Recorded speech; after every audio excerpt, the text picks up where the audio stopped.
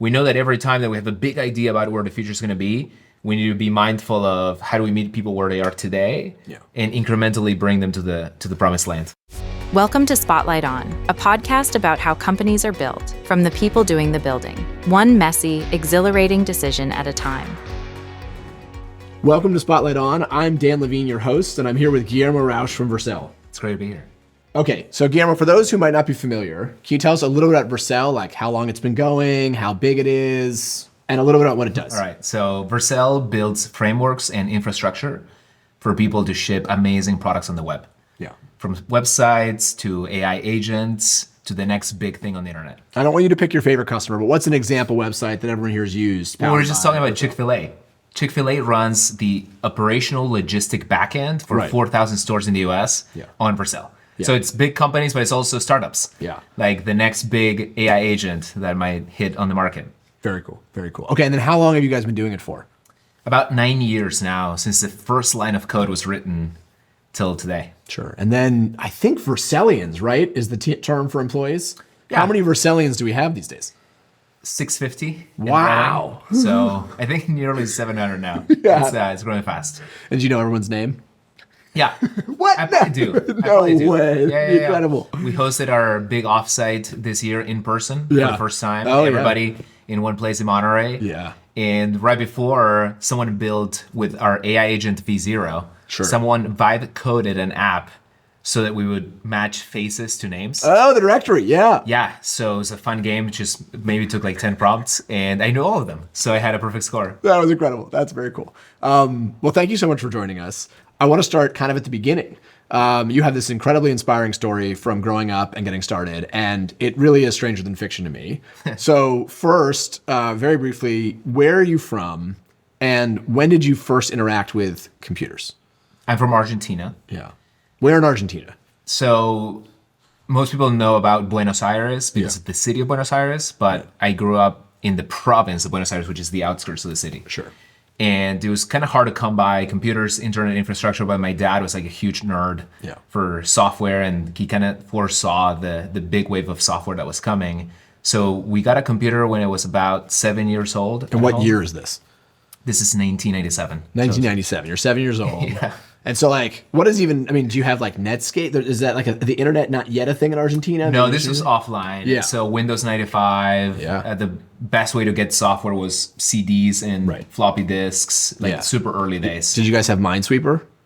Of course. Yeah. It ships with the operating system. I mean, Minesweeper, Solitaire, right? Hearts was a big one. But it was fun. I think one of the big, like, I don't have a lot of memories from then, but I do remember the joy of getting new software onto the computer. So getting either the small floppy disk, large floppy disk, and then like being successful at loading something. I mean, Vercel is obsessed with this idea of making it easy to deploy. Yeah. Because making it easy that something runs is kind of a miracle, I guess. And so getting new software successfully running was orders of magnitude harder back then, and it was a joy just to see it boot up. Very cool. Okay. So you're in the outskirts of Buenos Aires, the city in the province. You have a computer. What was your first exposure to writing software? So one of the challenges, my dad would always say, like, okay, it's cool to use software. It'd be even cooler to build software. Sure. So the idea was kind of floating in our heads, but it was hard. I think, maybe this actually also relates to the story of Vercel, but getting the developer tools running was a huge pain. Yeah. So especially in Windows. So a big breakthrough for me was when I switched to Linux. Sure. And I did that also at a very early age. I was like 11, 12 years old, and I successfully switched to Linux. The early days of Windows, there was software like a DJ GPP. Yeah. It was an implementation of the C and C++ compiler for Windows. So I had early starts. We had video games that were trying to simulate coding, like the logo turtle. Yeah. But I think the big breakthrough for me was the web. So the ability to just throw a couple files into a folder, you boot up your web server, it's live, and it gets us close to that idea of a hyperlink that I can share with anybody in the world. That was when I really got hooked. A lot of it was having access to open source. I was a big fan of creating communities around software. Yeah. I run the first forum for high school, so getting something that kind of already exists and then being able to modify it was part of that learning how to code and ship things. Got it. And when was the first time you traveled outside of Argentina to like visit like Europe or the US? This is later, right? Yeah, this is much later, but the story is I started contributing to an open source project called Mood Tools, which became a pretty popular JavaScript-based UI library. And again, this is a global library. I mean, this is the kind of the point I wanted to highlight, which is Mood Tools is used everywhere. Yeah. I always make fun of you because it was the second most used version of jQuery. it. Yeah, there's a thing called jQuery that I use. Yeah, it was, but I was aware a of formative Mood Tools. experience to understand what are the things that made jQuery click. Sure. And our project didn't so much. But it did create an incredible network. Companies like Facebook picked Mood Tools as sort of the inspiration for their JavaScript foundations. Yeah. So it gave me a great network for a 16-year-old in Argentina. This is 2006. You're 16 years old. You start meeting these people on the internet, and you're contributing to this open source library, Mood Tools. Yeah. And that's probably the first way you start to really meet tons of people from around the world. Yeah, tons. Did they know that you're 16? Most people didn't, right? Even my clients. So I was really active in a couple freelance communities, and I would do jobs all over the internet. I had clients in the Netherlands, US. Yeah. Mood Tools really opened a lot of doors. A lot of startups started adopting it. There was a startup based out of Switzerland, and they needed to recruit a Mood Tools expert. So they went to some of the leaders of the project and they were like, okay, where can we hire Mood Tools experts? They were like, whoa, we all have jobs now. Like, we're moving to Silicon Valley. But this one young lad, if you're willing to take a risk on someone that's 17 years old by now, and they did. It was an amazing experience for me, and I dropped out of high school and kind of began my journey as a software engineer. And this is first to Switzerland. Yeah. Right. And so when did you make your move to the Bay Area? So that's about 2010 to 2012 is when I started coming here more frequently, getting to know people here. I eventually met the co-founders of my startup, LearnBoost. Yep. And you still can't drink alcohol at this point. No. When you first That was a joke for many years. That was, it had to be 21. Yeah, exactly. And that's when I start to learn more about who you are. There's a retcon later around Mood Tools that I think is fascinating, but all of a sudden there's this new kind of language framework around Node.js developing. And it's the ability to run JavaScript largely on the server side. It's the most popular way to do that. Oh, there's other alternatives. But and out of nowhere, I notice there are two important libraries that are happening. The first is this thing called Mongoose, which is the Mongo driver for Node.js that gets popular. And the second is Socket.io. And I realized the same person has written both these libraries, and that's you who's still unclear if you can drink or not. At this point, I don't exactly know. And that's a very odd thing to be at the forefront of kind of such a new, kind of popular, interesting framework, and having written two of the most important drivers that everyone's using, right? Mongo is kind of the hot database that would go on to power things like Stripe, amongst others. And WebSockets are how you provide like kind of this real-time interactivity in a site. How did you know to go all in on Node and start working on these libraries? Yeah, this ties a lot of dots of even my formative years, because I got excited because JavaScript could do all those awesome things on the client side, which makes pages come alive. But you also need the server side. It's not one or the other. I think programming communities can sometimes be very maximalist. Like, really? Oh, it's all client. Oh, it's all server. It's like a. It's Do they like ever fight on X about it, or does that ever come up? It's like a false dichotomy ultimately. So Node, I ended up writing a book about this. I called it Universal Applications that could run both on the server and the client. So when I saw that potential, it's like, wow, this could be the stack that answers all of my prayers for so many years. I can do the really fast initial snappy page load, and then I can bring it alive on the client. So I kind of went all in on Node. But then I realized this is probably so early. It's like 0.1.100 when I first adopted it. And it was basically a small runtime built on top of the V8 engine that Google created for Google Chrome. It was really fast. I love fast. But it missed all of this, basic things that you need on top. So that's why I created the ORM so that I could access MongoDB to build my applications. But then it also made some things possible that were really hard to do. And real-time web applications were notoriously hard to build. And what I realized is that there was an opportunity to give developers a chat application in like 7 lines of code and massively abstract away a lot of pain and infrastructure that they would have to build for themselves.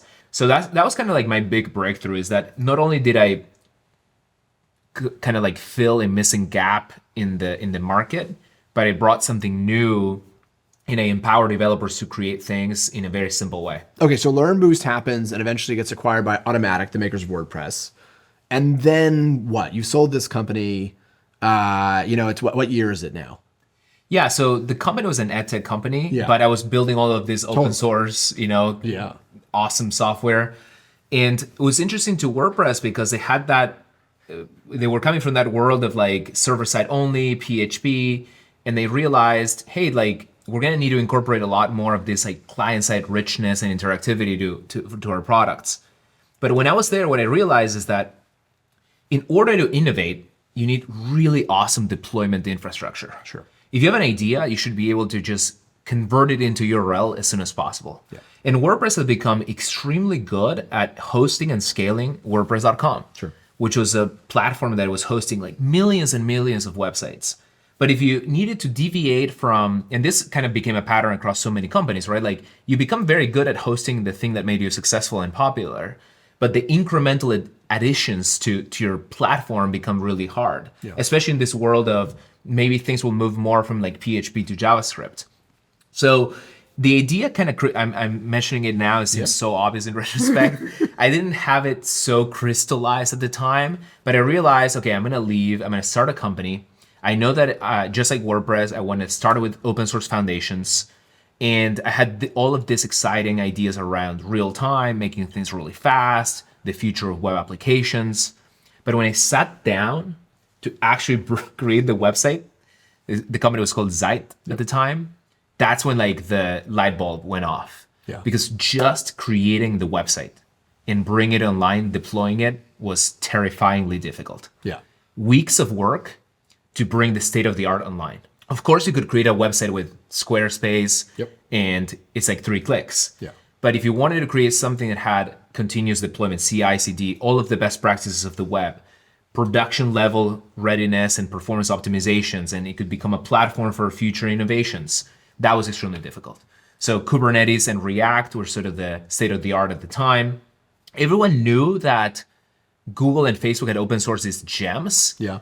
But to actually bring them into prod was literally weeks of work for someone that at this time has been at the forefront of web for many, many years and is terminally online. Right. So that's kind of when I realized, hey, there's an asymmetry here. Yeah. If this is so difficult for me, if I just saw that companies like WordPress would have massively benefited from having this sort of awesome deployment infrastructure, and there's this new waves that are growing of open source infra like React, that kind of coalesced into what Vercel is today, which we built Next.js, one of the most popular frameworks on top of React, and the infrastructure to deploy it and scale it online, which now powers, like we said, companies like Chick-fil-A and some of the most awesome e-commerce websites on the planet and AI companies. Yeah, it's very cool. I want to take a quick pause because I think one of the important parts here that you mentioned but kind of glossed over a little bit is you come to this moment when you decide that the web needs something new. And you have a simultaneous moment of a great piece of technology and also an excellent branding moment, I have to say. So when did you, I think the first time you talked about Next was maybe in Brazil at a conference or something? Yeah. Is that right? It's interesting because, and I now recommend this to founders that are thinking about starting new companies. Sure. Before I even wrote a line of code for Next, I outlined, these are 7 principles of what the ideal state of the art of the web would be. For example, we kind of glossed over it, but making it such that the instant that you press enter to loading that first piece of the website, that has to happen instantaneously. What are the underlying rules and guidelines that would make that possible? But also the fact that data should be alive and real time. And so I outlined 7 principles, and I was going my formula at the time was, spread the gospel of how awesome the web could be, conference by conference. Yeah. So the first conference where I introduced this was in Brazil. And then I think looking back, the realization was I could keep spreading the word of all the things that you need to do. Is like giving the world a to-do list, or I could create the technology that automates them all. And I think this is a commonality for founders. I think frequently founders, they kind of have this moment where, especially in your case, you knew how hard it is to start a company. You know how difficult it is. You're like, here's what should happen. Yeah. And then you're like, nobody's doing it though. Yeah. And you're like, you know what? I'm going to have to go do it. Yeah. So then you create Next.js based off of those principles. And exactly as you articulated, React is out there. It's incredible. It's very hard to use. Deploying infrastructure, very hard to use, especially for a typical JavaScript developer. Yeah. When you first talked about Next at that conference, and when you first kind of released the code, what was the first initial response? That really zoomed in. How did you feel it went? How did people respond? Yeah, I think it's always mixed. Yeah. One of the things that I always recommend to entrepreneurs is thick skin. Yeah. I think Y Combinator recommends that you read every negative comment on HN. It doesn't matter. Take it all in. Just take it all in. So with Next, I think there was a huge positive reaction to, oh my God, React went from being all this boilerplate to now it's you create a folder and you run a command. Yeah. That's insane. So there was a lot of positive on the cover letter impact of the framework. Yeah. But sometimes people are not quite tuned in to the problems that they will have. Right. They just don't know yet that they will have them. Yep. And so that's where a lot of the craft goes into the product. We call it progressive disclosure of complexity or sophistication. Yeah. So I think both on the infrastructure platform and the framework, sometimes there was a small periods of time where we didn't realize that we could, in fact, bring that progression to the market. Yeah. And I mean, when we did it, that was just extremely rewarding because people were happy at any time in their evolution, and I didn't have to turn business down, Right. and I didn't have to see competitors that I was convinced didn't have the fullness of that vision succeed. So I could, build together with those customers myself. So. But yeah, at times, of course, it was hard. What's it like in the very early days of just company building? What are some of the memories you have or some lessons learned about starting a new company? What were a couple things that stuck out to you? Oh man, there's so many. One of the reasons that I'm so excited to be investing so heavily in security is the internet can be a nasty place. Yeah. In the early days, we had to learn the hard way that you're going to be constantly under attack of botnets and scans and people at the scale that we're operating in, people can make a living out of just examining every single aspect of our network to try to find any point of breakage. Yeah.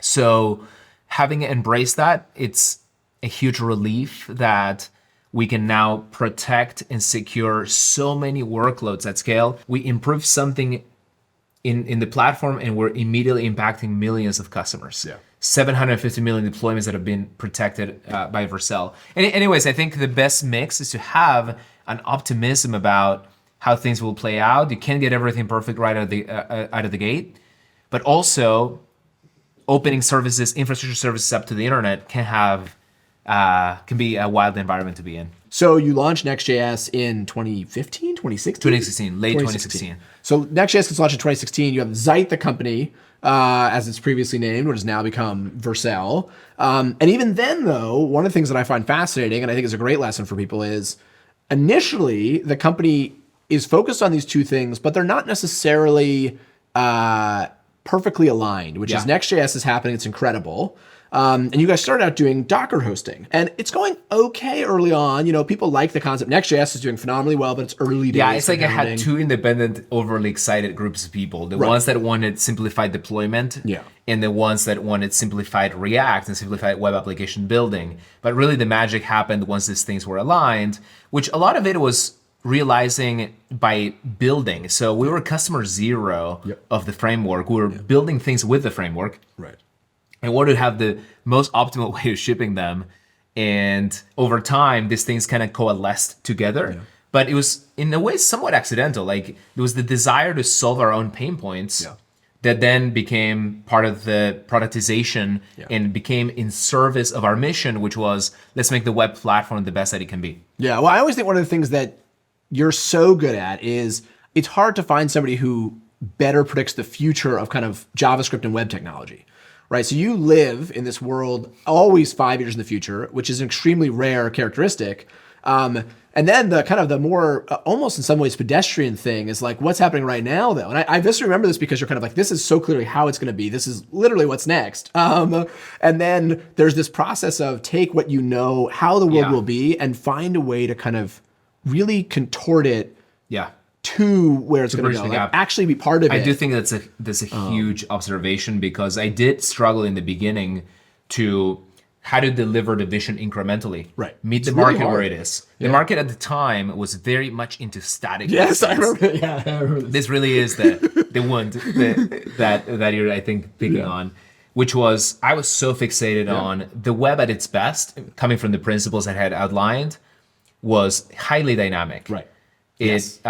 It brought data and personalization instantaneously to the user. Yep. And I knew, because I took so much inspiration from reverse engineering how the greatest things on the internet were built. Yes. Amazon, Google, Facebook, what these all have in common. It was so obvious You know, that this like- is what was going to happen. Yeah. But if I hadn't made the enormous effort to bridge the gap to where people were at the time and then deliver incrementally on that, we have a lot of principles today at the company, because from those things that are hard to do, you learn and they become sort of the institutional foundations of the company, so that we know that every time that we have a big idea about where the future is going to be, we need to be mindful of how do we meet people where they are today and incrementally bring them to the promised land. What I think we did well is that we didn't compromise. So of course our job was to make things easy. But because I was banking on that foundation of principles, it was easy and it could scale to the largest things on the internet. So that, maybe to simplify it down to like how people think about startups today is like, hey, is that something that could work for a trial of someone that's working on a side hustle, but it could also scale to an enterprise saying, I'm going to go all in on this technology for the future of our business. The first realization of that was when we got this email from the VP of engineering of Zillow. It was like, hey, we're rewriting everything on top of Next.js. We used to use PHP. Actually, in fact, similar story to what I had originally experienced myself. I was making that movement from PHP to JavaScript, right? And they were also, because what makes Zillow great is that they have this interactive map that you zoom in and they tell you what houses are in that particular section of the map, and it's all alive. So when we heard, hey, you're working this thing for yourself, you just open sourced it, but we're gonna bet the future of our company in this. That's when I realized, like, wow, there's something here. And one of my favorite things, by the way, and you liken this in the Zillow example, where it's really important that somebody can use it when they're kind of a hobbyist and getting started and playing around and then growing with it. And one of my favorite things that you do, if I recall correctly, is you run your personal site. Of course. Okay, so tell us a little bit about this. So where do you run your personal site? It's funny because I was just talking at all hands today to the company about this. It's so important that there is a aha moment that feels very personal to a new user. And when we put out Next.js and the early versions of Vercel, the obvious use case was I'm going to create my own website with this platform just to, kick the tires. And it was so awesome that so many CTOs and VPs of engineering and just builders all over the world also felt that need. Oh, who doesn't like to, try out a new technology and build something small with it? But the magic was you also have to be able to, with the same technology, be able to scale to like really big things. Otherwise, you just are answering for like a small fraction of the market. So of course I run rauchg.com on Vercel. But the thing I was mentioning to the company today is that I think we always have to be, and the company used to be called Zeit, because I love the word zeitgeist, which is the spirit of the time. Our job is to capture the spirit of the time and understand what's the thing that's around the corner that people are going to need very soon, and us being ready to provide that aha moment for whatever it is they need. I think the new hello world might just become an AI agent, right? Like maybe instead of just having Rauch.com, I have my own Rauch GPT. That is basically a version of myself, or automate some tasks for myself. So we're always thinking, how can we give you that delightful experience that's 0 to 1 as fast as possible, and with the best developer experience? It's really unbelievable. Okay, so you have Next.js one, and then you have the infrastructure platform. You talked about this a lot. These things work, and they're beautifully intertwined and incredible, and you give world-class infrastructure people. Do you have any like high-level stats you like to share about how big the infrastructure of Vercel is? I checked the other day, and I realized people have made 750 million deployments to date. Wow. And if you were to not do it with Vercel, each of those deployments takes an amount of effort that and also like the space. Sometimes I tell people like, just imagine visualizing all of the data centers that we have not built because it's all virtualized in the cloud to make space for that amount of volume. So anytime you go to a website, whether it's again your favorite, DoorDash, also hosted on Vercel. So if you're exploring the internet, you're touching Vercel behind the scenes. Hopefully you notice because it's faster and more dynamic than alternatives. But yeah, it's a huge privilege to be behind the scenes of so many great companies. Yeah, it's really incredible. And one thing I'd call out in particular is, we power a ton of e-commerce businesses. And of course, Black Friday is this huge moment every year for them. And one of the interesting things is, at least to my memory, I'm sure there's a bunch of people at Vercel broadly working very hard. It was remarkable how much commerce was powered by Vercel on Black Friday with no interruptions. It was kind of an incredible moment. It's been amazing that some of my favorite personal brands have moved to Vercel, like Nintendo. Yeah. They recently had one of the things that, to your point, where we've sort of become known for is if you have massive amounts of traffic, sort of somewhat unpredictably. And companies kind of have an idea of when they're going to hit it big, but in a world of social media and X and Elon retweeting you, you never know, right? So Nintendo did a drop of 200,000 Switch 2 in Europe, and they were telling us like it's because of Vercel that these things are going without a hitch, right? Like it's just scaling perfectly. Or 3 companies had ads on the most recent Super Bowl. Yeah. And we're talking about like going from like thousands of requests per second to like hundreds of thousands. Yeah.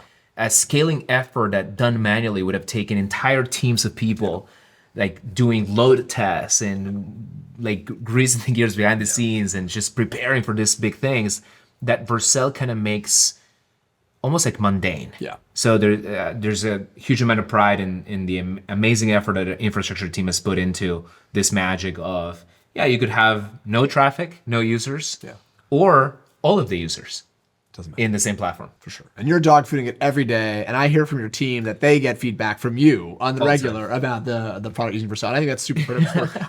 I almost think every founder should like onboard to their product on an ongoing basis. They should be using it I as have much so as they many can. rules about this.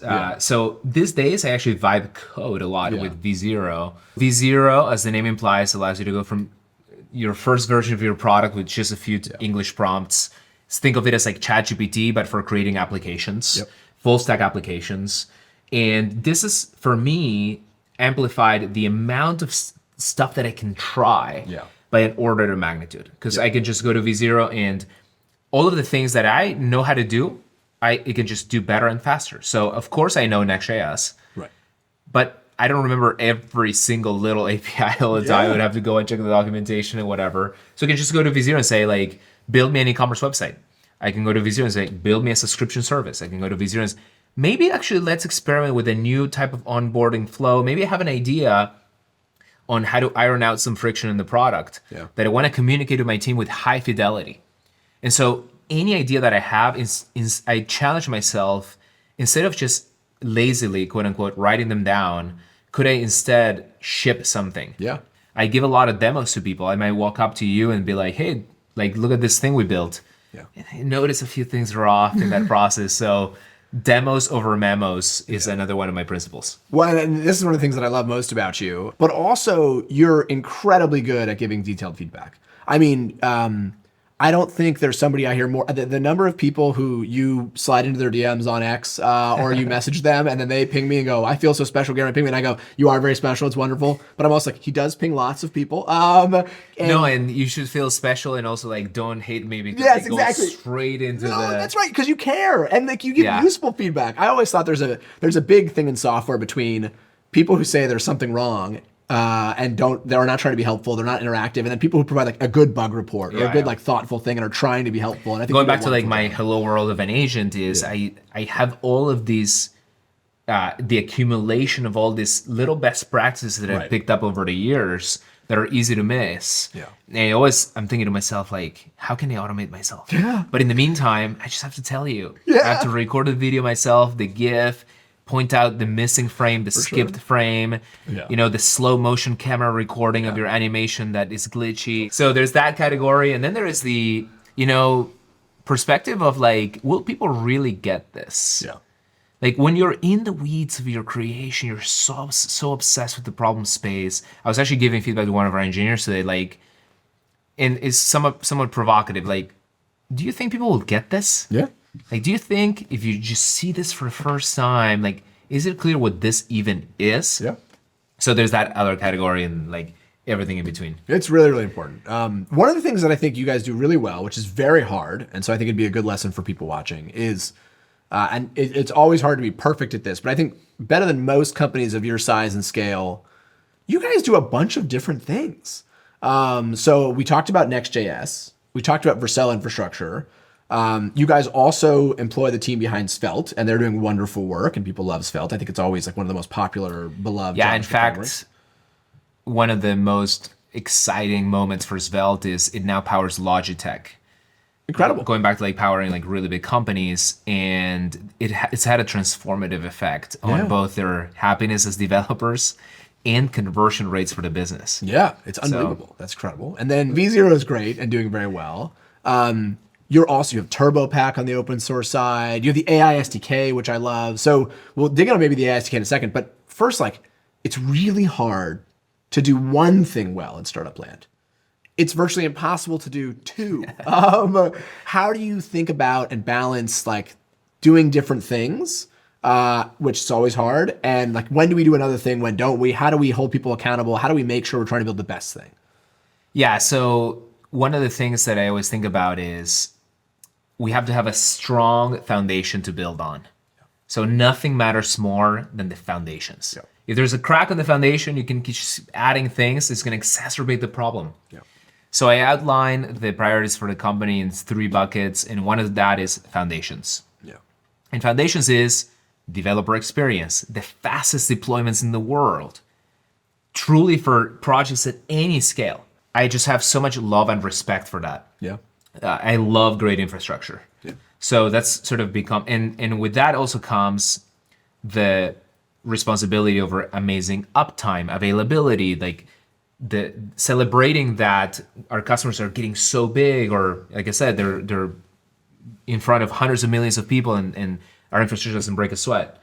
The next priority for us is AI. Yeah. So the world's being completely overhauled by AI. That means creating our own AI innovations that make sense in the context of what we're good at. Yeah. I think we're good at front end and design and bringing ideas alive with Next.js and React. So we created V0 in the context of that.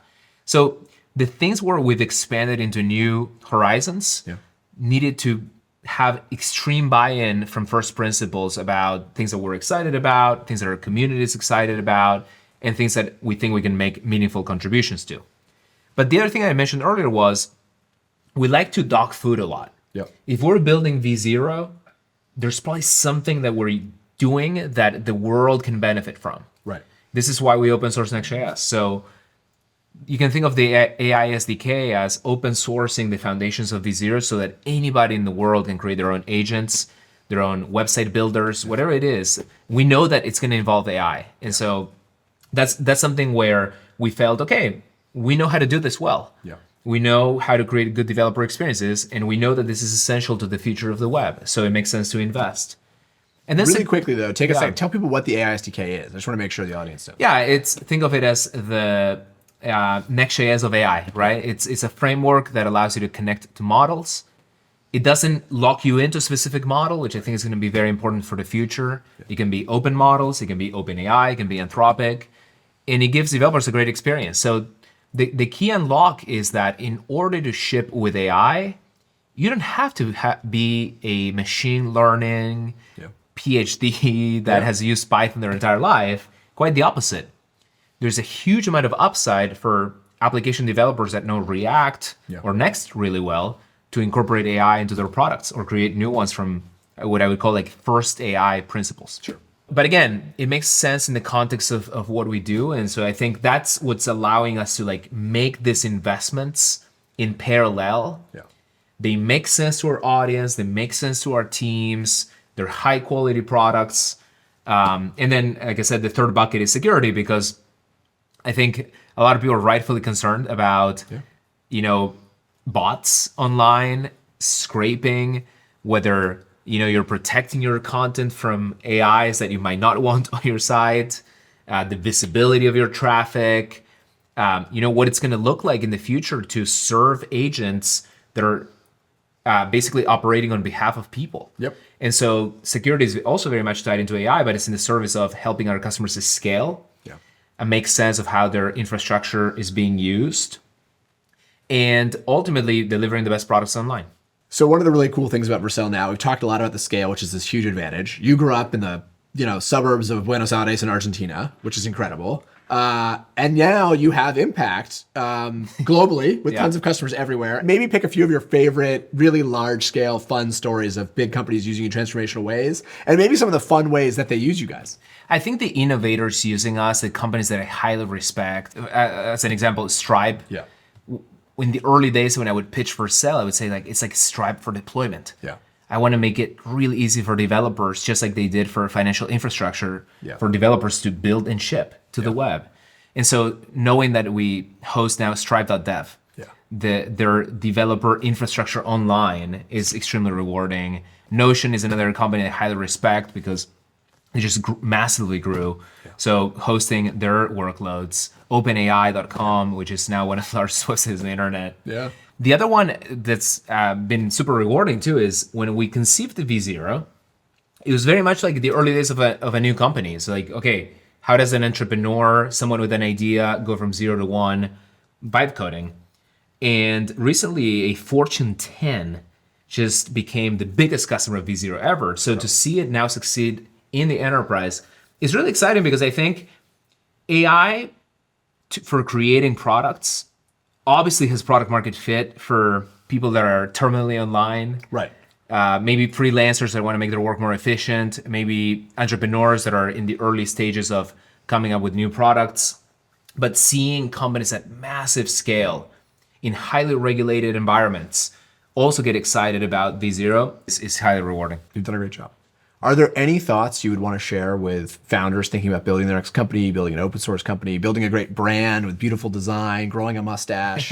What thoughts would you share? I mean, it's very important. I love the mustache. That's the main takeaway. No, I would say, I think iteration velocity, it matters more than anything else in this world. I think it feels so exciting to be in AI today. Like almost like every idea and every product is up for grabs. Yeah. Everything is being transformed into a new form factor. Yeah. So hopefully Vercel provides the foundations for people to chase those big ideas.